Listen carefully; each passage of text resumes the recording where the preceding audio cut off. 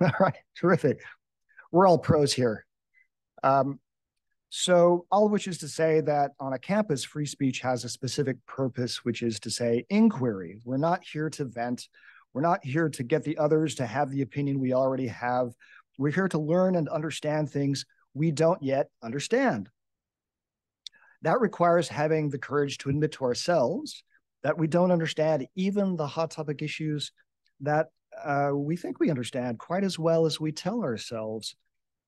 Usually, free speech on campus is discussed in terms of the line drawn between what's allowed and what's banned. That line must be defended. Everyone up here is on board with that, but I'm persuaded by Lara's wonderful book that I'll mention in a second that we also need to think in terms of virtues, the virtues we need to cultivate in order to transform expression into inquiry. It is with special pleasure then that I welcome three old friends, the friendship's old, we aren't, who embody for me, well, yeah, okay. They embody for me the virtues of inquiry and fruitful conversation, friends from whom and with whom I've learned so much over the years. Our speaker is Lara Schwartz. She's written this wonderful book called Try to Love the Questions, From Debate to Dialogue in Classrooms and Life. This book will be the jumping off point, not the topic, but the jumping off point for tonight's discussion. She's the founding director of the American University Project on Civil Dialogue. She teaches courses in the Department of Justice, Law, and Criminology in the School of Public Affairs. She draws upon her experience as a lawyer with national civil rights organizations. She teaches courses on constitutional law, politics, communication, policy, civic dialogue. She has served on American University's working group on freedom of expression. She was a fellow with the University of California's National Center for Free Speech and Civic Engagement. Her book gives students a framework for understanding and practicing dialogue across difference. So we're very happy and delighted to celebrate her book tonight. We're also joined by Jacqueline Pfeffer Merrill, wife of our own Tom Merrill. Tom isn't here because we have a rule. It's only one Merrill on campus at a time. He had to leave the state, actually. She is the director of the Campus Free Expression Project at the Bipartisan Policy Center. Previously, she was executive director of the Fund for Academic Renewal. She draws on her experience teaching at St. John's College, at Annapolis, the College of William & Mary, Duke University.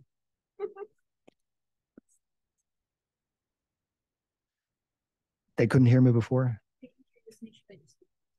Okay. I'm speaking into the microphone now. Can you all hear my husky, dusky tones? Good, good. I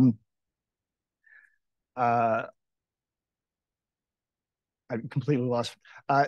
Jackie has also worked in the college program at Maryland's only prison for women. Not as an inmate, though, not as an inmate. Jonathan Marks is an old friend from grad school. He's a professor of politics at Ursinus College and the author of a wonderful book and very funny called Let's Be Reasonable, A Conservative Case for Liberal Education. He's also a marvelous scholar of Rousseau. And of course, we learned from Rousseau's First Discourse that higher education is an incubator of vanity. How's that for spot on?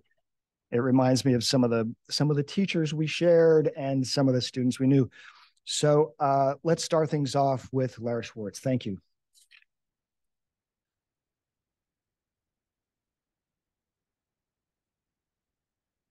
So I'm a free speech person, but I'm also a dialoguer. I'm really conscious that that the outward direction, there's a part of me that resists a panel with an audience as a way of doing stuff. So I feel like I just want to get us started with one of my favorite trivia questions, and you can just shout it out. So how many things can be true at once? Just shout it out if you know the answer. Is it one? Nobody wants to shout. You know you wanna. Is it one the right answer? Yes or no? An infinite amount. Yeah. An infinite number of things can be true at once. So I think that should be the thing to take away about free speech stuff. So one thing that I really believe is an infinite number of things can be true at once. One of the greatest sort of dialogue stoppers that I think there is in this world is the idea that, there is only one truth, but also only one truth can be happening in the room. So some things that can be true at the same time. Expression can be protected by the First Amendment or a free speech policy of an institution, and it can be offensive. Expression can be protected and it can be wrong. It can be First Amendment protected expression and it can fail to meet the standards of your great professors or the discipline you're learning. It can be true that you were not trying to be a jerk and be true that your speech harmed somebody. It can be true that I think any of these people here will defend your expressive freedom and that it is incumbent upon you and me and all of us to do better next time. In fact, it's true that academic freedom in many ways and far too often protects my capacity to not be a very kind or good teacher. And that's a problem. I just have to get up every day and teach the students I have in a way that's meaningful to them. And I have to listen to them carefully and hear, what more they need to know from me. I've really seen in the past few years as I've aged and the distance between myself and my students grows in terms of our experiences in this world, that the imperative that I listen to them increases. Even as maybe my job security gets a little better. And so I potentially have the right to stop listening to them. So I'm really concerned about threats to free expression. But one of the things that I want everybody in this room to know, if you're not familiar with me as a teacher, or if you're not familiar with dialogue work in general, it's that freedom of expression is an incredibly important thing, but it's not the only thing. We really can't, in my opinion, have a school without it. I don't think we really can have a school in the presence of censorship, nor can we really do scholarship in the presence of censorship. But if we think the only thing we're here about is sort of stamping our feet and asserting our right to say the things that we're saying, we're missing what's good about being in a university. I also those of you who've read the book already, particularly the chapter, which some of you and Lincoln scholars have read on the rules and norms of expressive freedom on campus, that these First Amendment rules or related rules, a lawyer like me can give you answers to most of them, but some of them involve close questions. There's a couple of people in the audience who are doing a First Amendment moot court with me right now. I have a really hard true threat question. One of them's here. Fantastic opening statement. Good job. So even the questions that seem like black letter law questions, they keep people up at night. They keep people employed. They keep the judiciary working. So I think it's incumbent on all of us to think about what we're doing with our expressive freedom.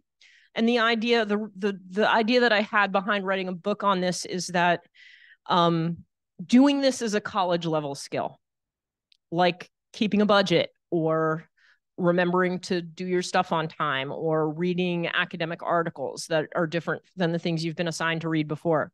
This is a college level skill. And I don't think we can expect students to know it and practice it without support and without actual education. B, we need to talk about what it is and prepare people for this kind of dialogue. C, we all need to really be behaving responsibly with our speech rights. And D, and I think this is why I'm happy to be on a panel with these two people, we really need to be thinking about why we're so committed to an academic life in the context of expressive freedom, why we're committed to coming together and doing higher ed instead of, like, I don't know, making tacos, which are one of the few things better than higher ed. You know, why do we do this? Why do we do this instead of working at Northrop Grumman or PepsiCo or something? Why did you come here to do this instead of, you know, having an apprenticeship or learning to be adults and professionals some other way? And I think we all share this idea that this is something worth exploring for students. It's something worthwhile, and that it's something that universities need to commit themselves to. So I'm going to turn it over to the others, if that's okay, and to start, and then we'll have, like, I think, a lively moderated discussion. We're going boy, girl here. So Jonathan next.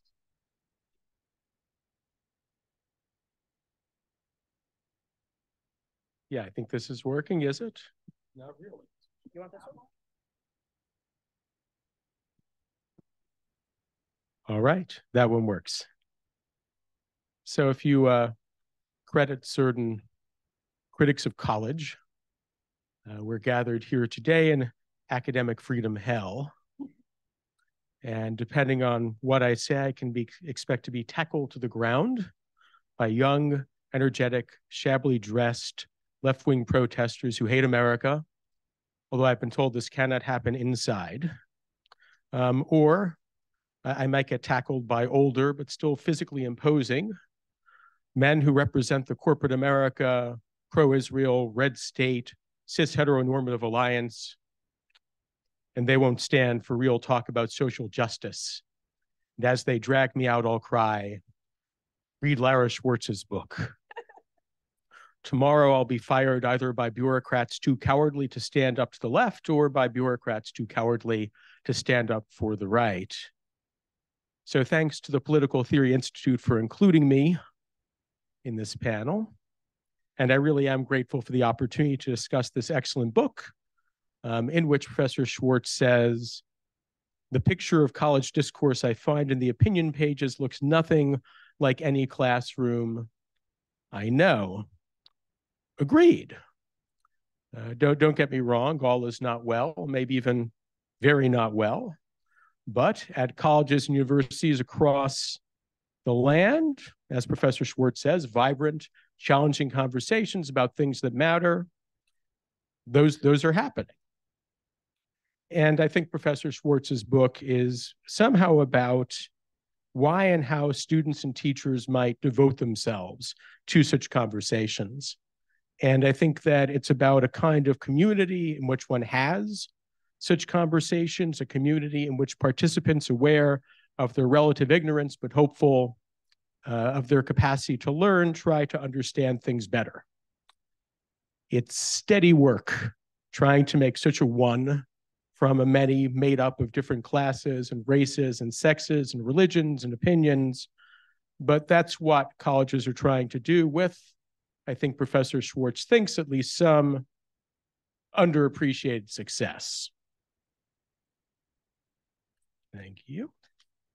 Yes, I did prepare something. All right. So what does that have to do with academic freedom? For one thing, justifications of academic freedom are hollow if they're cut off from its aim to enable a community of people who are attempting to understand things better to do that work. If all academic freedom means is that some faculty member, maybe me, gets to be a jerk on Twitter without consequences that I might face if I were working for a hospital, it's hard to see what special claim to public support that has. For another thing, bearing the requirements of a community of aspiring truth seekers in mind helps us see that good regulations aren't enough. We can be quite free and yet unable to have fruitful conversations, in part because these conversations, they're hard. We don't emerge from the womb, not even very often from high school, with the habits, skills, tastes, qualities of character that prepare us to participate in and benefit from them. And another thing, if we follow Professor Schwartz's advice of focusing on the responsibilities involved in conversations among people who have a mutual interest in, or let's go for it, even a love of learning, And if we follow Professor Schwartz's advice to treat our colleagues as fallible human beings, like us, capable of learning, like us, we're less likely to fall into a cycle of shouting and counter-shouting, provocation and punishment that requires us to devote too much of our mental energy to attack and defense and rules. So I've learned from Professor Schwartz's book, and I'd like to learn more. So I have a couple of questions. The first one's about identity. Professor Schwartz observed that it's less difficult to discuss matters like repealing the Second Amendment in a classroom than it is to discuss almost anything that bears on identity. And she quotes one of her students who says that the gun issue is important, but it's not an identity. It's not immutable. That is, it's not unchangeable. And my question is, under what circumstances can this view that identities don't change become an obstacle to fruitful conversation? Because for one thing, identities aren't always based on unchangeable characteristics. And even when they are based on unchangeable characteristics, identities change. Different people or the same person at different times will weigh the importance of these characteristics differently, and how to weigh them can itself become an object of inquiry. Also, issues that don't seem to be identity issues can be made into identity issues, like the Second Amendment. Think of those congressional Christmas cards portraying gun-toting parents with their gun-toting children and their well-armed pets. And then to belong to a community of scholars is to adopt an identity. And I think that's also part of what this book is about, and to, at least for a time, put the others in play sometimes. I take Professor Schwartz's point that deference is a good idea in considering claims people make about themselves. And maybe it's true, as Professor Schwartz says, that we are the #1 experts on ourselves. I read that line, I promptly fired my therapist. Next day, I called right back and rehired her. But where do we draw the line there? So for me, a Jew, sorry, my remarks say to pause for applause here. When someone who believes that Christ is the Messiah calls themselves a Jew for Jesus, my response is not, well, you're the expert. Because identity claims are rarely, if ever, just about ourselves. There are also claims about the group to which we say we belong, and often a claim to be recognized. That claim is important too, since identity typically involves other people. For example, one of my most important identities is Anna's husband. But if she divorced me and I continue to identify as Anna's husband, it seems fair to say that she gets some say in that. Now, Professor Schwartz, of course, doesn't say that we shouldn't discuss identity-related issues in class, but under what circumstances should we expect our fellow scholars to allow that who they are may be open to question, and that others might be involved in that questioning? Is that a question that's too hard to love? Second question is about politics. Professor Schwartz rightly points out that there are good reasons to take stories about self-censorship with a grain of salt, both because people refrain from speaking for all kinds of reasons, and because stories about self-censorship can themselves contribute to self-censorship. Still, conservative students who report self-censoring at much higher rates than others aren't just making up the idea that they live mostly in progressive spaces. And not only in terms of numbers, but also if the non-conservative sociologists Jeffrey Kidder and Amy Binder have it right in terms of the interests of student-facing administrators. And Professor Schwartz knows that, as she puts it, sometimes professors, no one here, even when they're trying not to do so, discourage dialogue by making their own preferences clear, by generalizing their policy preferences as if they're shared by the whole class. Even the restorative practice Professor Schwartz recommends of calling in rather than calling out can go wrong if the caller is always the left-leaning community, self-authorized to define harm, and the callee is a member of the out-group being pressed to do better, which doesn't appear with an exclamation point in Professor Schwartz's book, but almost always appears with an exclamation point when I've encountered it. Do better. Professor Schwartz says that one reason we should practice grace instead of punishment is that otherwise the people most in need of exposure to diverse human perspectives are exiled to places where they're unlikely to find those diverse perspectives. A touchy reader might look at this and imagine that the we here is constituted by the right-thinking folks who expose hopeless rubes to diversity, and that he is the rube in question. So I wonder if Professor Schwartz is willing to build on that comment in the book regarding how professors at times discourage dialogue to approach this question. In what way, if any, do universities resemble the universities one hears about in the opinion pages? And if there is some resemblance, what, if anything, should teachers or administrators try to do about that? Should I address those before you go? Yes. Okay. Still on? Great. So there's a bunch of questions, and they're great questions. That I would say they are lovable questions. So on identity, and it's interesting because my student who said, who I interviewed for the book, who had a really great collaborative project in one of my classes on the Second Amendment, he was one of my only students at the time who was a veteran. So he had served for 10 years before enrolling at AU. And had a really great group that consisted of 2 students who strongly supported gun rights and 2 students who did not. And it was his observation that he felt that some of the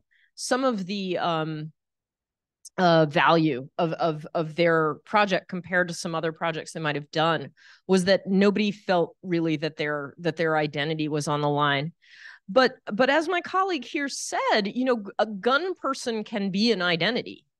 The idea of what we decide is our identity, I actually do think people have a fair bit of control over that.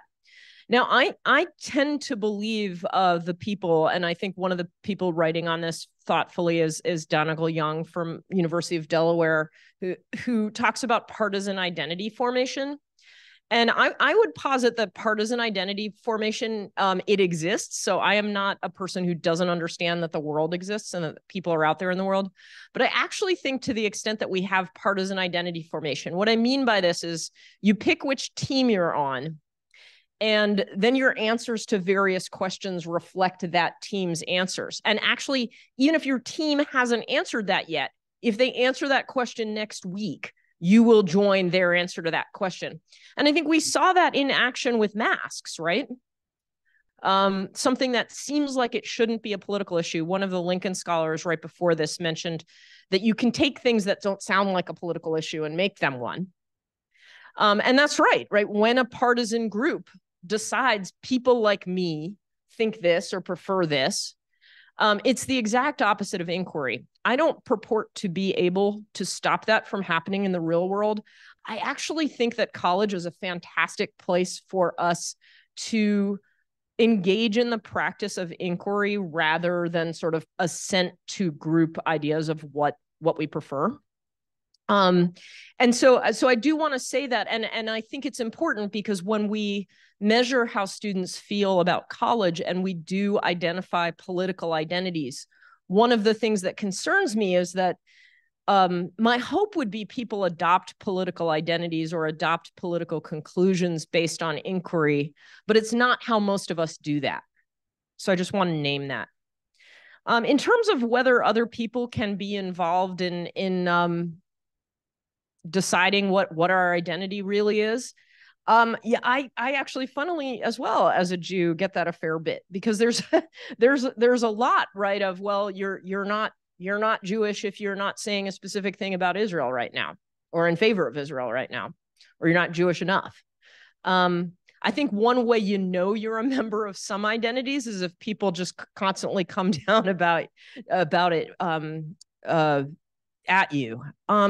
So I think what I'd say is these aren't hard, fast rules. And as I say, I think in the book, and I've said to my classes, anything can become an issue of identity. So if you're talking about raising the minimum wage, for people who are very close to live in very precarious circumstances where the outcome of that policy question could relate to whether they live or die, whether they're housed or unhoused, then that's an identity question in a way. But I do think as we're working to build people's sort of dialogic capacity, I do try to get people some practice in questions where the question of a value judgment around the relative rights of their group in particular is not at issue. I think that can be a more fruitful way to build those, and with an understanding that I am ready to hear that I'm wrong. So if someone says, you know, your fact pattern that you've used is one that really feels like asking whether I get to have rights, you can believe that I'm going to listen. And I think we have to listen generously. On the self-censorship issue, a couple of things. So I believe, and I say this in the book, that "we" is the most abused word in the English language. And it is particularly abused I actually think at AU often. And I try and call my students in when they say things like, you know, "we never knew how racist so-and-so was." I'm like, a lot of people who like live next door to them definitely did.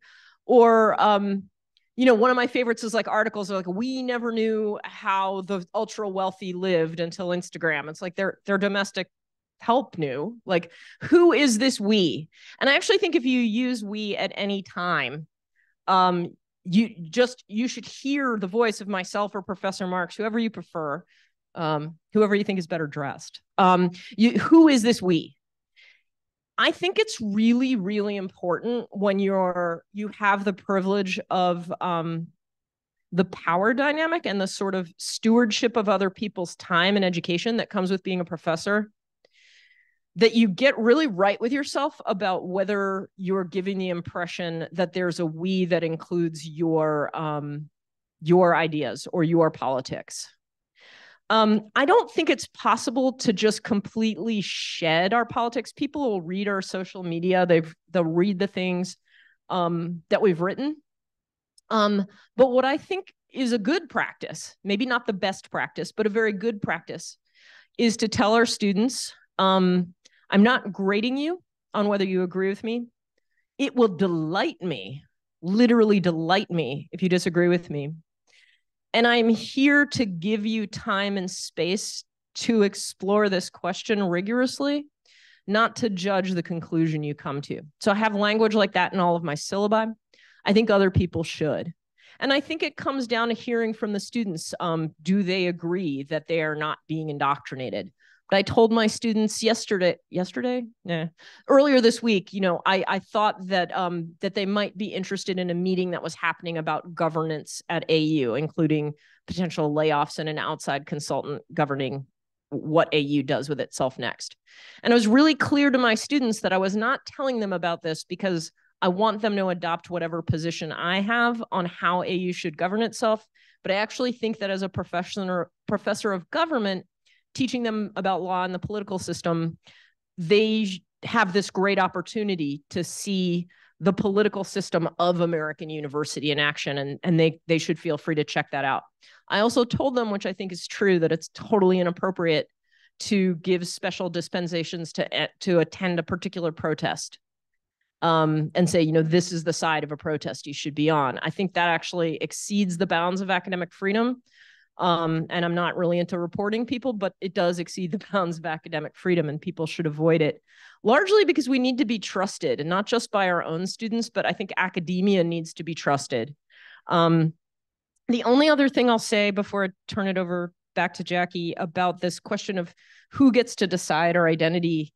So in the world, I think we have fights about this, right? Someone says they're Jewish and someone else says they're not. But then again, the government of Israel can say some American Jews aren't Jewish because their conversions or their marriages didn't meet the standards of that country. In the US, this question, at least when it comes to religion, gets answered differently by the courts. So I'm a lawyer, and the way that the courts look at people's religious identity is they don't vet whether your idea of being Jewish or being Muslim or being LDS or whatever else you might be, is the right one, is the right doctrine. They don't purport to be scholars of religion. They ask if people have a sincerely held belief. And if they do, the court says, okay, there you go. we're not going to argue with you about whether this is the right way to be Christian or Jewish or Muslim. There's a bunch of things about our court that I don't love, but I actually think this one's pretty good. So I think we could maybe potentially apply that again to when we're being in a space with other people and they say, you know, this is who I am. That was a lot, but hopefully it answered you a bit. I'll take this. This one we know works, so I'll take this one. So I too want to thank everybody here for coming for this occasion, and for PTI for putting on this event for this fine book. And I really appreciated Dr. Flanagan getting us off on the right note by talking about college as a kind of greenhouse. Too often we talk about it, I think, as a marketplace.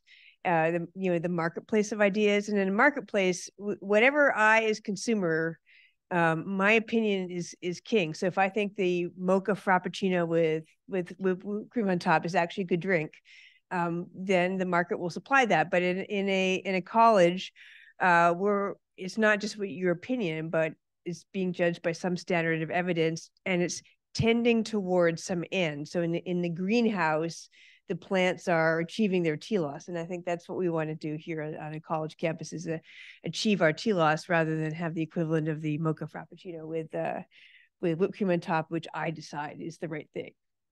They know what a telos is. They've been taking class with you. Yes. Telos, the end, that's the purpose why we're here. So, and I love the particular fact that this book says, questions, because questions are at the core of what is, higher in higher education. We ask questions about what to help us understand the cosmos, to understand the human experience, and to understand ourselves. And that is at the core of what we try to do in liberal arts colleges and in the general education components at liberal arts or at community colleges, to really be able to ask these questions. And question-centered conversation, as Professor Schwartz indicates, is also central to the kind of conversations that we should be having in our pluralistic democracy. And too seldom do we see that kind of discourse today. So I think one thing that Professor Schwartz suggests is that question-centered conversations are sometimes missing on our campus, and they're definitely missing on our national discourse. And if we get things more right on college campuses, we'll be able to raise the bar eventually in our national discourse.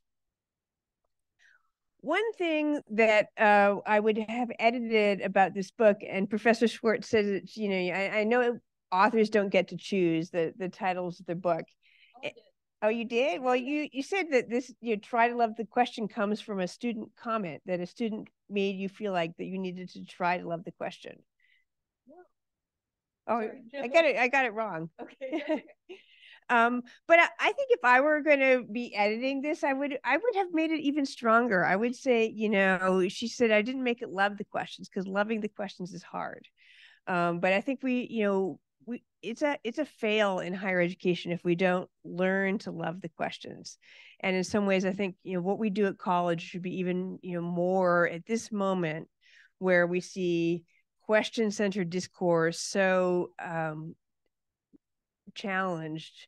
I think we have to do more to make people say, it's almost like being in a military academy. You have to start someplace, but the military academy is trying to get you to someplace where you aren't at the beginning, and people come to campus without necessarily loving the questions. But I think we really need to say, do love the questions. Loving the questions is that's what we do as part of the academic enterprise. So 3 things that this book really gets right. I think, and Professor Marks has already said this, it challenges the too common perception that students are coddled snowflakes who are just ready to wilt at anything that they hear that is challenging to their priors. Rather, and she has many wonderful anecdotes as well as surveyed evidence that she marshals. Most students want to have difficult conversations, but they haven't been encouraged to do so. They haven't seen it modeled on the national stage. And they lack the skills and the strategies and the habits of mind to be able to have the conversations, for the most part, that they really do want. Second, it lays out for undergraduates what they must know about the First Amendment and free expression, but they mostly don't know, and that's a fail of what they've experienced in high school. One recent survey found that 2 in 5 undergraduates thought that hate speech was not protected by the First Amendment. And in fact, it is protected by the First Amendment. And so it's no wonder that students sometimes feel befuddled and confused when they see that their college is permitting what we would regard as hateful speech, when in fact the university has an obligation to do so. So when students aren't equipped with that kind of information, we haven't given them the skills and background knowledge to respond to speech that's genuinely controversial. Even more importantly, though, students haven't been persuaded to appreciate the difference between a First Amendment warrior and to be a genuinely thoughtful interlocutor. And I think that what is presented in chapter 3 of this book should, be sent out to all these students as pre-reads before one arrives on college campuses. And third, it's brimming full with practical suggestions in the form of discussion questions, classroom exercises, and writing prompts that can be used by faculty, by student affairs staff, and by students themselves. And as I was reading this, I thought, one of the most important audiences for this book is students affairs staff, because it's they who are in many ways leading the out of the classroom curriculum, beginning with first year orientation and continuing with all sorts of other programming.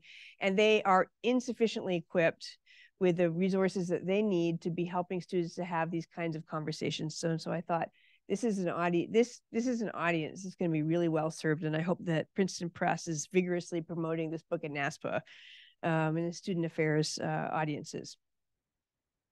A couple questions. So, like Professor Marks, I'm going to have a couple questions. One of, and as Professor Schwartz, one of the really hard questions that we get is like, is there a line on expression that beyond this line we really shouldn't cross or shouldn't tolerate being crossed? And she addresses, one of the most common limits that students do propose is we want to have, we're willing to have conversations except for ideas that dehumanize somebody or deny their humanity. And she offers the example in her book that she just has offered here of, talking about cases where some were talking about minimum wage laws. As Professor Schwartz rightly notes, there is no definition of hate speech, and there's no definition of dehumanizing speech, and there's no extremism exception to the First Amendment. So there are some cases that we might think of as dehumanizing, and she gives the example of discussing the minimum wage and minimum wage laws. And she gives another example, depicting U.S. history in a positive light, and thereby implicitly dehumanizing indigenous people as not having the right to exist. So I think Professor Schwartz, and I agree that, and maybe I'm using the we here presumptively, that we should be able to depict our country in a positive light in a college classroom, and that we should be able to have a public policy class where minimum wage laws are under discussion. And, those are going into effect in California. So I would, this week, I would certainly want for those things to be, front and center in classes in California this week. And, I would say even more, like we've really utterly lost the fight to have campuses being a place where we can have robust conversations if we can't have people bringing forward with confidence and a defense of the United States in a positive light, or talking about the First Amendment, or sorry, about minimum wage laws. And I was struck recently by Melissa Kearney, a left-leaning economist at the University of Maryland, who published a book called The Two-Parent Privilege, and all of the criticism that she has faced for being able to make in her scholarship and on campuses an argument in favor of the important benefits that comes with two parents, because that seemed to be disadvantaging or criticizing people who didn't have that as an opportunity, didn't grow up in those kind of families. So I think that we are in the same space and allowing those kind of difficult kinds of conversations. And when she makes the case for them, I think she is making a sort of a twofold conversation. First of all, that it's not really possible to answer the question, who would decide when is something dehumanizing or too extremist to be excluded from conversation? And secondly, she makes an argument that we could take a restorative approach to harmful or transgressive speech and arguments. And I think that there's something to be said for both of that, but I have some questions about it. And one of them, to begin with the question of restorative approaches, what's the right context and how does restorative discourse actually work in practice? You know, she suggests it's a way to respond to errors and transgressions without punishment. And I really appreciate this language of calling in rather than calling out. She also acknowledges that some people aren't sorry for their speech. And sometimes they really should be sorry for the things that they say, and we wish that they were. But there's also cases where people are called upon to be sorry, and I think maybe they shouldn't have to be sorry. And I think of some recent examples that we can discuss, like Ed Santuri lost an administrative position at St. Olaf College because he wouldn't be sorry for inviting Peter Singer to campus. Norman Wang lost an administrative position at the University of Pittsburgh School of Medicine for not being sorry for having published an argument, a peer-reviewed article that was critical of affirmative action. Tyler Vanderweel at the Chan School at Harvard wouldn't say that he was sorry for publishing an amicus brief in the Obergefell case. And for that, he was asked to make restoration. He wasn't sorry. And I think that those were genuine infringements on academic freedom. So I think, how is it we figure out what are the appropriate bounds and how do we use restorative calls and conversations in a way that doesn't violate academic freedom? And I also think, you know, she asked this question, who would decide?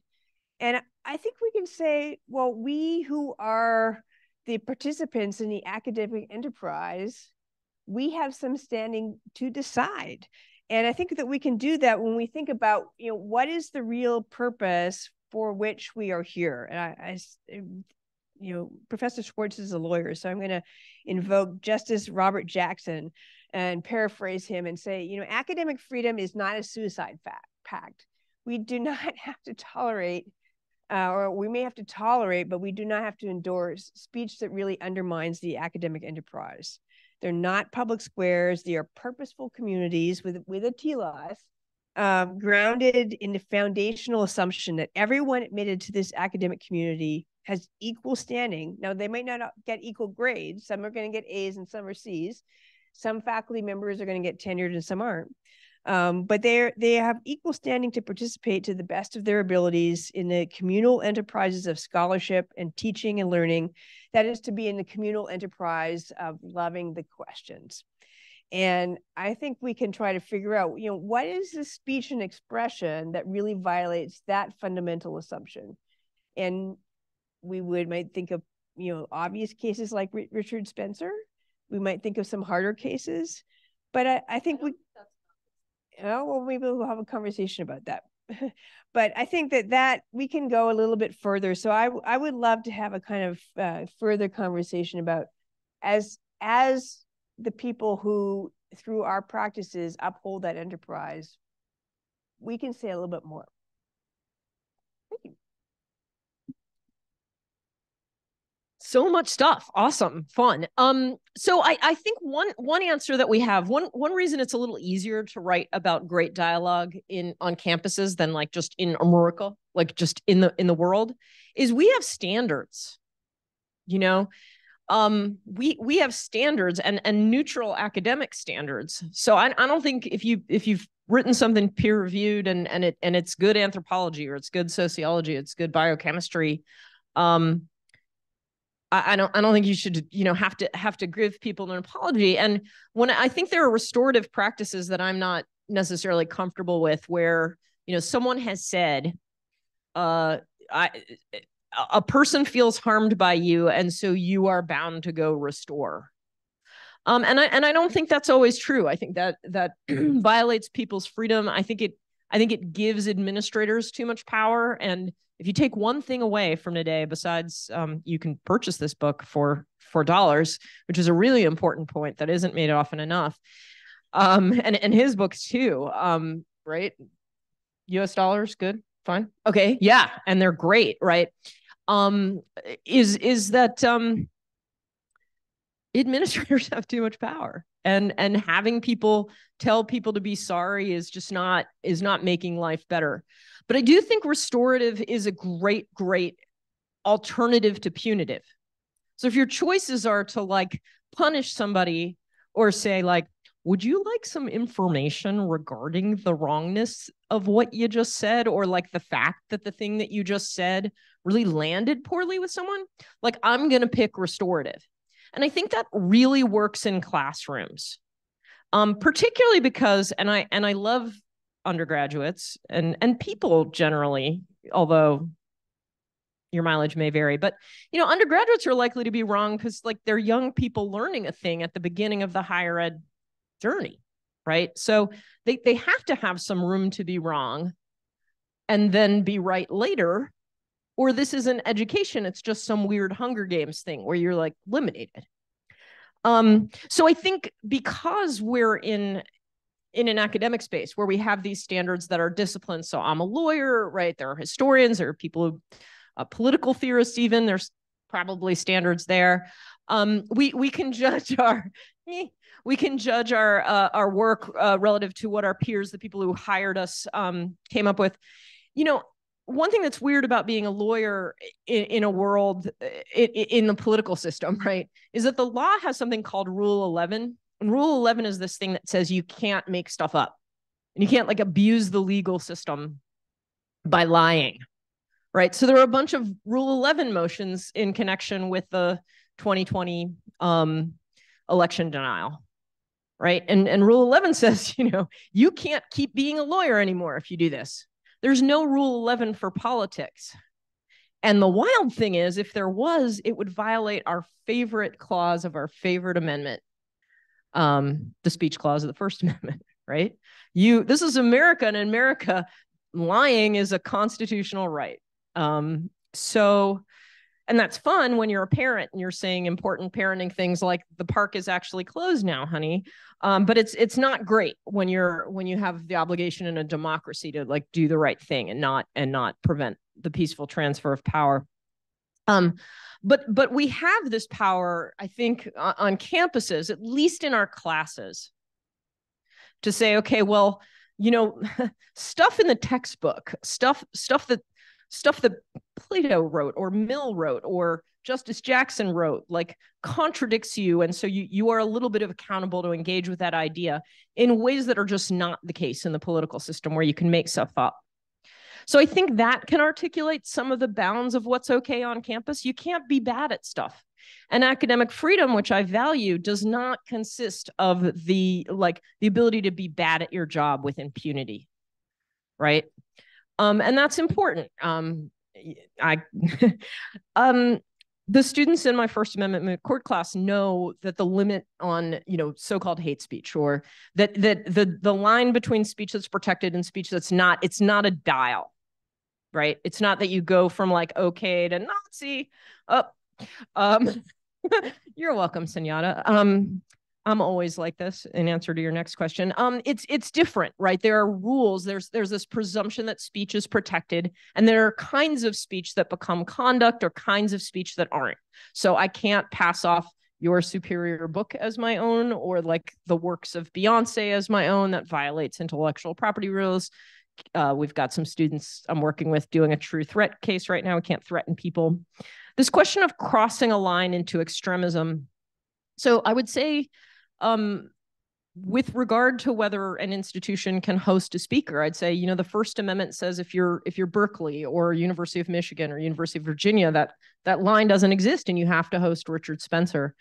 The question, though, of whether you're being terrible at your job when you invite such a person, I think that this is another of the many places I agree with Jackie. It's like you're not being good at your job. You're not doing the telos of an institution if you're bringing someone who's here to lie and dehumanize. Now, in the book, I don't say that talking about the minimum wage or is an example of a dehumanizing conversation. I make that point because this question of whether we could draw a line, and the line that the questions we can't ask are the dehumanizing questions. To me, it's an illusory one. When students tell me, okay, we just can't have questions that dehumanize people, I know that what they're thinking about is like questions relating to the rights of our transgender and immigrant or Muslim or Jewish or Black neighbors, right? This might be who we think about when we think about public policy questions dehumanizing someone. And I agree, those are places that I think designing questions and dialogues with care is incredibly important. But what I mean to say is, if you think the First Amendment, or if you think the minimum wage question isn't one of those questions, that's not really saying much about the question. It's saying something about you. It's just saying you're not poor. And so, again, in my hostility to giving administrators who are generally better paid than me, the power to decide which questions are dehumanizing, I just don't think that that's a good idea. But I want us all to exercise our dialogic power, our First Amendment rights, our academic freedom rights, our scholarship, our presence in a community with care and with an understanding that and I think this is more important for faculty than students, because we hold some power and we decide what readings are assigned and we decide whether we're going to teach Socratically, which I do. I think we have to act with care, because the best and most important and most lovable questions are the ones that matter to people. And if we think we can come up with one that doesn't get to the core of somebody's very safety in the world, we're just showing that we haven't been creative enough in imagining. That being said, I actually think the more important a question is, and the more it hits on people's access to civil liberties and civil rights and equality in our society, the more important it is to have that conversation. And I think if we shut out those conversations, we lose the capacity to be generators of knowledge and deliberators who solve problems together in the spaces best designed to do that. I don't know if that answers all of your questions, but I agree with you that we agree about most of this. So, Lara, I actually have a question that I want to put to you. And this is along the lines of the dehumanization question, because it has to do with what we can determine counts as harm. So when you talk about restorative justice in the beginning, you talk about restoring restorative justice as a response to speech that causes harm. And there's a significant battle taking place. One of the battles in politics and about free speech is what constitutes harm. And the danger of that question is that it threatens to medicalize political disagreements. And once you medicalize a political disagreement, it becomes very difficult to avoid just straight up bans, because harm can be, used to militate for, a simple rejection. So, how do we deal with the issue of what counts as harm such that it doesn't do an end run around the possibility of restorative responses? So I think the law gets this right. The law describes harm as physical harm. But the law only answers the question of what we can punish. And that's not a very hard question. So it's we can only punish the stuff that the law would punish. I think we need to, where the harm is emotional, couple things. One, I think take people at their word if they say, like, this is really hard for me. This conversation is really hard for me. And I think one place that institutions can go, I'm not a big fan of institutional emails, but if you're going to send out an institutional email that's like, some harm happened, I would say, be clear in naming what it is. And if people really are hurt, if they feel alienated, even by something that's protected speech, don't start with it's protected speech. Start with like, really sorry, this is a tough time for people. Like, be a human. And I'll say that too. Like, if you come to me in office hours and you say, this joke that you made didn't land, it actually offended me. I'm not going to say like, oh yeah, it's cool. I'm an academic freedom expert and I know you can't get me in trouble with that, buddy. I'm going to say, oh, wow, thank you for coming to me. And I recommend expressing gratitude for feedback. It's a good habit to get into. Doesn't hurt as much as you think it will. If you're a faculty member, try it in front of your students. It works. I do think students and administrators and everybody need to get really clear on the difference between discomfort and harm, and the difference between being disagreed with and being harmed. I actually do workshops at another school, at other schools with, and the person that I work with is a DEI practitioner and a trauma therapist. And she'll be the first one to tell you, like, no, most of the times people say they're harmed, they're not actually experiencing a medicalized trauma reaction. So my follow-up question, and I really agree with my colleague that I work with on this, my follow-up question if someone says they're harmed is I ask them what they want and what they need. Because oftentimes when someone gives an expression of harm, it's actually the same thing as giving an expression of like, I want to punish. What they're trying to say is like, a bad thing happened and I want something to happen in response to that. And a lot of people, we're just a really carceral and we're a really punishing society, think that there are two kinds of things in the world that can happen: punishment and nothing. There's a lot of other stuff that can happen, like acknowledgement, like a conversation, like additional talking. So when someone says I'm harmed, you say, okay, what is it you need? Well, I need Professor Flanagan to be fired. Relatable. Right. Well, if Professor Flanagan is fired, follow-up question: what will be right for you? What will be better for you? Well, then I'll know that this institution understands that he hurt me. Oh, so you want it to be understood that you've been hurt. I hear that you've been hurt. So I think we ask people what they need. And very oftentimes, there are going to be occasions, right? There are people with trauma histories who are going to be having trauma reactions in certain circumstances. It's most of the time not what people are saying. So I think in the circumstances we're actually dealing with someone who's stating harm, acknowledge their feelings, listen harder, lean into listening, but then get down, especially if you're an administrator, a student advisor, a faculty member, what is it you're saying you're needing? And, the punishment things are going to be off the table, but you can talk about the other things you can do. And then I also think, I really believe that every institution should have a significant free expression and dialogue orientation and first-year programming. And one of the things that I would include in such programming is conversations about the difference between discomfort and harm. Or if we'd like, if we do say like, yes, being disagreed with or even hearing something offensive, like it shocks me a bit, just even the capacity to describe the harm in levels, so that we can talk about what we really actually want to do next. I think it's possible to be really human with people who are asserting that they're very hurt without giving in an inch to any kind of censorious or punitive approach to speech and inquiry that's protected.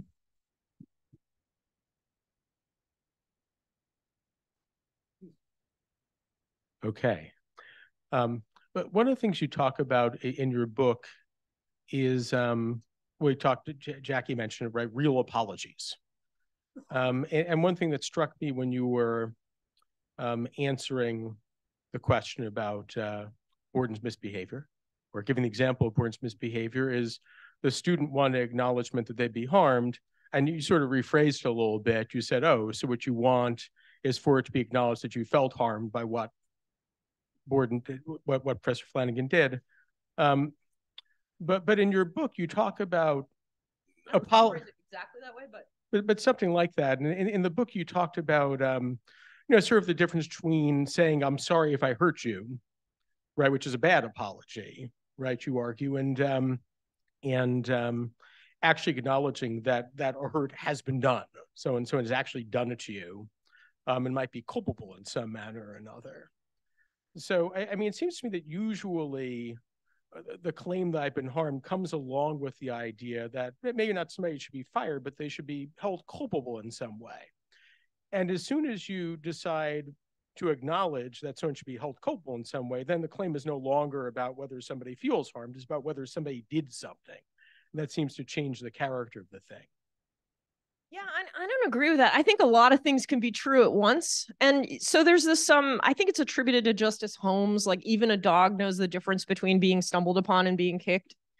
And that might be true. I don't know. I have a dog. She's kind of dramatic. But the other thing that's true is like actually being stumbled upon can really hurt. It can break your ribs, like whether you're a dog or you're anyone else. And so I think there's a really big difference between intent and impact. And there are times when people experience harm when there is literally no wrongdoing. And so an example I got, I was doing we have the Center for Teaching and Learning here at AU does this wonderful like teaching research conference every year. And I was doing a panel that was on like trauma-informed teaching. And one of the people who works in student wellness, it was called something different at the time, mentioned this really poignant example of like Domestic Violence Awareness Month or Intimate Violence Awareness Month has the color purple as the theme color for their educational materials. And there was a student and a client of this staff therapist at AU I was on a panel with whose intimate violence trauma history involved the color purple. And so all of the materials there to make this a safer, better place, a place where someone in this circumstance would be more aware of the resources available to her, was seeing the resources available to her and being in pain. This is not a predictable thing. And there's all kinds of stuff like this, right? If you've ever like had a breakup, had a bad relationship with someone, or maybe a movie reminds you of them, maybe a piece of clothing, something, you know what this person went through, maybe. So we can acknowledge that this person who went through this that month really hurt. And in fact, they had a trauma reaction actually at the medicalized level, and nobody had done anything wrong. And one of the reasons that I don't like being punitive is it's possible nobody did anything wrong and people are still having a really hard time. So an example is like you assign a reading, right? And it talks about the percentage of people in the US, the percentage of white people who like really hated MLK during his life. And there's going to be some number of people who put two and two together and be like, I think my granddad was one of those people that didn't like MLK. And I'm having a hard time sitting with that. And that's like a real thing that could happen. And nobody did anything wrong. So I think we should never, I do not believe in insincere apologies. And I definitely don't agree with, I'm sorry you were hurt. Or I'm sorry you're feeling that way. I think especially when you have someone whose job is to really serve a student or a colleague, if you'd like, and they're talking about something they're processing elsewhere in their educational experience, like Professor Flanagan's notorious trauma-inducing behaviors. It's possible that he did nothing wrong. It's just the political theory, for individual freedom versus authority is designed to be really hard and make people panic before their midterm, but nobody did anything wrong. And I think we can acknowledge like the normative experience that you're having of this class being hard and stressful is hard for you. And just this guy, I mean, there's that, right? The elephant in the room is hard for you without fake apologizing. I just think we have to be really ready to understand all the things that can be true at once, including, and I'm going to sound like some of my friends who are more on the right, including the fact that oftentimes education is painful or uncomfortable by design.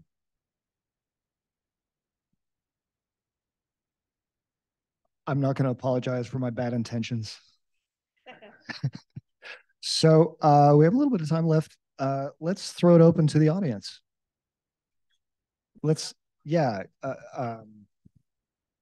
I'll travel with Mike. Questions? Yes. Let's start with you. I feel like Phil Donahue. That's a joke for the old people. I guess I'm struggling with this idea of discomfort in the classroom.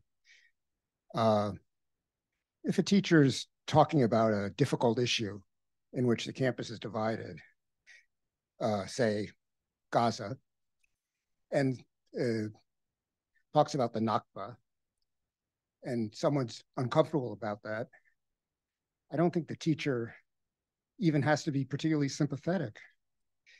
I don't know. I don't think I would be. I mean, I wouldn't yell at the student or anything, but I say, well, you know, we're dealing with difficult material. I think this is fact-based. If you don't, find the alternative and I'll be happy to talk about it.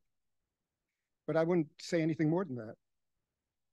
And so I don't get the notion of being sympathetic in that context. Well, is this working? One of the things that I often say is empathy in the dialogue work is empathy and agreement are not the same thing. So I can note, like, this is hard material and we're going to do it, you know, and my courses are, you know, God, guns, and gays. Like, we're going to do it all. We're going to do affirmative action. We're going to do police violence. We're not going to do police violence. We're going to discuss it. We're going to discuss all kinds of bad things, people doing terrible things to terrible people.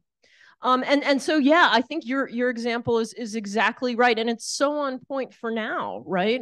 Because someone could really not want to hear a fact about Israel, like they don't want to hear a fact about the American South or the American North or the American anywhere, or, you know, not want to hear something really negative about something they hold dear, right? But it could be really educationally valid. Now, I actually think academic freedom means that none of our faculty are bound to empathize, and it would be weird to make that a requirement. For me, like, no, definitely I am a weirdo. I do feel like I can empathize even when I don't agree. Like, if I see someone really sitting in discomfort, and if they're there and they're sitting it out and they're continuing to listen, like, I think they deserve credit for powering through something that's hard. And as like a really bad runner, as a person that's run a bunch of marathons, but is like basically biomechanically like a penguin at my core, like, I think I do have this inclination to give a lot of credit to people who do stuff that's hard for them, especially in a room full of other people. And I think especially when you're like 18, 19, and you're in a room full of people who disagree with you. And I think, you know, what might happen in an AU classroom, I think, is if my classes mostly discuss domestic issues, but if we were talking about Gaza, and sometimes we do, because I talk about freedom of expression and freedom of expression for pro-Palestine activists. I can tell if somebody in the room finds it hard, you know, that the cost of this speech feels high for them, but that like maybe 90% of the people with them who they also live in dorms with don't have a ton of empathy for that position.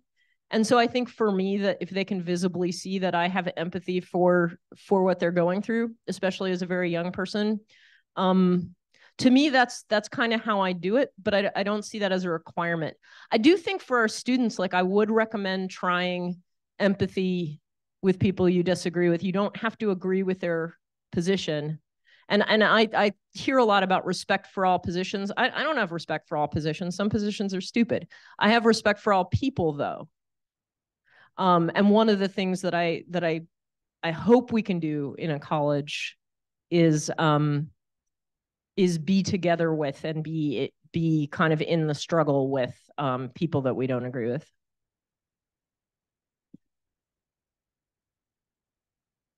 I think one of the things that we talked a little bit about, but I want to bring to the fore a little bit more, is kind of the peer-on-peer questions. So, you know, I mentioned in my comments the Norman Wang lost a position for because people felt that they had suffered harm by his article criticizing affirmative action, and he had the protections of a tenured professor. I think about when we have affirmative action conversations in class, and even in political theory, I used to do that all the time when I tried to persuade people that that Aristotle was relevant to them. I would assign Jeremy Waldron's article about the wisdom of the multitude, book, along with book 3 of the Politics, and we'd have a conversation about affirmative action. And I think about all the comments that I read for students around the time of the UNC Harvard decision, and it's students who felt that who supported the decision felt, or the decision of the court said, I feel like I can't say something about that because are going to be, my peers are going to be critical of me. And I read all the students' comments that people who were supportive of it don't want people like me imagining certain demographics on campus. So I think that as faculty members, we can empathize with our students, but sometimes students say, well, you're not empathizing with me because you support overturning affirmative action, or you support affirmative action. And that's the moment in the classroom that is really hard. And I don't know, because as faculty members, we only have so much impact in the classroom. It's really what is going on among the students. And I don't know what we can do. We can't insist on any kind of restorative practice amongst the students. And I don't know that they necessarily owe it to each other. So that's the part that I think is sometimes challenging. How is it that we help students have that interactions in the classroom? And then when they leave and they go back to the dorm, when they have to be uncomfortable without a faculty member providing guidelines and guardrails. I think people's disapproval is good data. Like if everybody thinks your idea is, mean, like that's good data. Like maybe sit and think on that. Like, I struggle with this one because I do think, and I was talking to the Lincoln scholars earlier, I think the best practice for students is not to be exclusionary toward one another in how you're running student clubs. Try and take the opportunity if you're going to be, if you're one of the people, for example, that agreed that affirmative action was great because diversity is a compelling interest. What do you think the diversity was supposed to be for? It's not supposed to be for good, brochures. It's supposed to be so people can be together. That being said, like if people people can't be made to be your friend, and that we have this associational freedom. And I guess I would say, like, sometimes if the thing that you believe, and you believe it in good faith, and you believe it upon inquiry, and even after it's been tested in dialogue with your peers and your faculty and others, you continue to believe it, maybe you carry that burden of saying an unpopular thing and being a flag bearer for an unpopular thing. I come from a very, very conservative family, and I became a gay rights lawyer, and at a time when a quarter of the country agreed with me. Sometimes people don't agree with you yet, but maybe they'll agree with you later, and maybe that's just got to be enough. Hi, I'm curious if you could amplify a little bit about the preparation or lack of preparation that students currently have in their first year, orientation to how to engage respectfully in dialogue, et because it seems like it's a desperate need. And I'm curious if any other schools already do that. And then finally, just a comment that not only would be helpful for students to learn that from the get-go, but it's also going to be a helpful life skill after they graduate, because most people in the broader world don't have the same political perspective as AU students. So I think that's something else that's also not only helpful for them on campus, but after they graduate. So the Bipartisan Policy Center did a great paper, like white paper, that you can Google about, just sort of preparedness, like for dialogue and free expression. So I would look at that. Purdue has a free speech orientation, and I think it's pretty effective. If anybody out there on Zoom is a potential funder, I actually really want to do a project on on designing a dialogic campus. I don't think there's a model school for preparing people for dialogue, but I think the very first thing that universities could do is make a case to incoming students of the value of listening, that listening to people you disagree with is not unethical. And in fact, maybe even sitting in the value of uncertainty, because not having come to an opinion about certain things isn't unethical either. So if a university was going to, figure out where to start, like where should we start? I think it's starting with this agreement that we are coming and joining together to listen to one another, and that the value of listening and the value of uncertainty is I mean, if we're talking about identities, right, our identity when we become a college student is supposed to be our identity as a learner. And I think that needs to include learning from one another.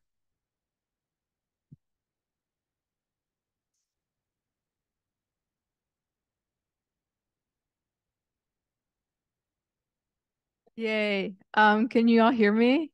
Okay, first of all, Professor Flanagan, I do want to tell you, you've done me harm with the naked gymnastics reading of Plato, and so you're getting a 0 on Rate My Professor from me. I'm joking. That's a book written by Plato, The Republic. It was not me. Oh, I meant to say Plato, sorry. That was a total joke. But I was really curious, since we were talking about traumas, what do you think about the usage of trigger warnings in classrooms? Because I've heard like some talk about people believing that they limit free speech. Do you believe that they limit free speech? I mean, so I'm curious what you think. I mean, the literal definition of a trigger warning is like, I'm about to say something, or we're about to read something that a lot of people could think was upsetting. I don't tend to use them. I think about 2 to 5% of faculty use trigger warnings of some kind. I do tend to say at the beginning of my semester, like, hey, we're going to do a bunch of stuff. We're going to read a bunch of cases about how like people killed, police killed somebody and got away with it, or, this country discriminated against people and got away with it. And that's really hard stuff. And it's unevenly hard. So let's, so I recognize that in any way. Now let me torture you with the Socratic method. And that technically is a trigger warning. I think, but I think I think the argument, if taken in good faith, that trigger warnings are a threat to free speech would I think the best argument for that would be, well, if you describe some things as inherently sort of harmful, painful, people will self-censor, or they will consider certain topics or certain approaches as kind of inherently violent and not do the dialogue thing. So I think even the best argument of that I could come up with that trigger warnings hurt, or that trigger warnings are hostile to free speech, would be that one. I do think there's some research on trigger warnings that they don't help people very much, that they sometimes make people more anxious. And so for me, I tend to be more inclined to say, like at the beginning of the semester, like, hey, we're going to do a really hard thing together. Anyhow, let's go do it. But yeah. Yeah, I'm not sure that I think they're a threat to free speech, and I think there are cases in which it makes sense to provide some kind of warning if you think that people are going to watch something that would really sort of deeply upset anybody. So if I were showing Jodie Foster's film The Accused, which graphically depicts a rape on camera, I think I'd probably let students know what they were getting into before they saw that. So I think that when people complain about trigger warnings, they're not complaining about that. I think they're usually complaining about 2 things. One thing they're complaining about is what Borden called medicalization. In other words, the idea of a trigger that comes from post-traumatic stress disorder, and the sort of operating assumption that most of your students are experiencing something like post-traumatic stress disorder by virtue of living in society. I'm just not sure that we should treat students that way. The other thing which is related is the expansion of the range of things that some people, not everybody, as Professor Schwartz was saying, I don't think very many people use trigger warnings, but the expansion of the range of things that trigger warnings are thought to be appropriate for Ovid's Metamorphoses, or Mark Twain's Huckleberry Finn, or anything concerning the Holocaust. Now, perhaps there are students who are individually traumatized by one of these things or another. And if they are, then that's maybe worth addressing on a case-by-case basis. But to issue a general warning is to sort of treat, the classroom as this really fraught experience in which where all of us, right, in the classroom are sort of looking at danger, sort of lurking around the corner. They're going to break up the discussion. I don't think that's a healthy way to approach building a community of people whose primary purpose is to try to understand things better. Hi. Where do you think the line is between people being able to hold and express and engage with different opinions and ideas, and like disrespecting people's identity? So like someone maybe misgendering a trans or non-binary person because that's against their religion. Like I know legally they can say it, but like I guess morally, where's the line in your opinion?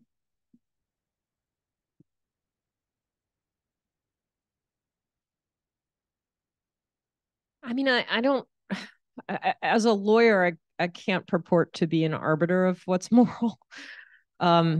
Just when you take any of you the multi-state professional responsibility exam, like usually the legal ethics answer is the second most ethical answer, is probably the correct one on that test. I actually think repeatedly misgendering someone could constitute harassment. And I know there's one Sixth Circuit case to the contrary, but I think it came out wrong. What I've argued is that we should really listen to people who are expressing their own good faith needs. And so if another person is telling you, how they want to be treated, and you don't, and it's reasonable and it's equal to the way other people get treated, and you're not doing it that way, I'd say that you're, being a jerk. And I think the case of misgendering, it's as a sort of a religious imperative. I really think if someone came in and said, I can't refer to a married law student as Ms., I must refer to her as Mrs., or I can't refer to her by her name, I have to give her a married name or husband's name, because that's my sense of how families work. That's my religious sense of how gender hierarchy works. Like, that person's not winning that case. And I think the treatment of gendering as novel is really not about it being a distinct legal question. It's just an Overton window question. It's just that we haven't sort of gotten there yet. But I think just a great practice is just treat people the way they ask to be treated. It's not incredibly hard. But I recognize there are people who are willing to go to courts for that, but they're doing that for really different reasons than trying to be a good teacher. Last question. Yeah, I'm curious what you think, what role technology plays in the questions about free speech, both from the ability of the companies to the social media companies to kind of set the rules on speech on their platforms, and also kind of the hive mind that can form online that can really attack people exercising their free speech rights. So a lot of the garbage stuff that happens online is free expression happening. So it's sometimes hard to be a free speech proponent where you're like, look what could be yours, all of this garbage. Are you excited yet? So the companies that are Facebook, Twitter, these their moderation decisions are an exercise of their speech rights. It was interesting listening to the Supreme Court arguments on this question of moderation or disinformation, government working with the platforms to prevent like vaccine disinformation or election disinformation. And it seemed that all of the justices other than Alito and Thomas, agreed, like these companies get to do what they're going to do. So I don't think the First Amendment questions are that hard, but I think the individual questions actually are pretty hard. And what Rachel called the kind of moral question, the moral question of whether you join a pile-on, like it's clearly within your First Amendment right to be the 1,957th person to let someone know that their tweet was really dumb. But I think this question of what that does, and the ethical question of like being a part of that, is an important and challenging one. And I think this is where it comes down to like the First Amendment is a limitation on government authority. It's not a blueprint for how to live. And again, I really feel like we need to be talking about virtues, as Professor Flanagan said. We need to think about what kind of people we want to be. I want to respond to this really specifically, thinking about the campus environment in a way that the social media affects the campus environment. I look back to the UNC survey that found that even 25% of moderates said that they worried that their classroom comments were going to be shared on social media. And I really appreciate the language that Professor Schwartz shared about what she puts on her syllabus. And I don't know if she has language about social media, but for example, the Harvard Law School has a community standard, and there are schools like one of the Lutheran schools in Minnesota has a community standard about what you can do on social media that says in a classroom, which is this weirdly semi-private space, like it's private while it's happening, but then you go out with your friends afterwards and talk about what happened, and that's expected. But the expectation is that if you mention class on social media, you cannot identify a speaker who said a certain thing. And I think that really is a valuable, and then you have to decide how you're going to enforce that. But I think that is a syllabus innovation or school innovation that really speaks to how social media is specifically corrupting the classroom. Is this very special space. Okay, thank you. We're out of time. Before I thank our panelists, I should have thanked at the beginning our founding director, Alan Levine, and co-director Tom Merrill for putting this thing together. I appreciate all the work that they did. I want to thank Sunyata Curry for once again doing all the work to get this thing off the ground. So let's give her a round of applause as well. And I want to thank our panelists for coming out here and having such a wonderful and brilliant conversation. So let's thank them. And thank you for coming out here. Thank you for joining the dialogue. Take care, everybody.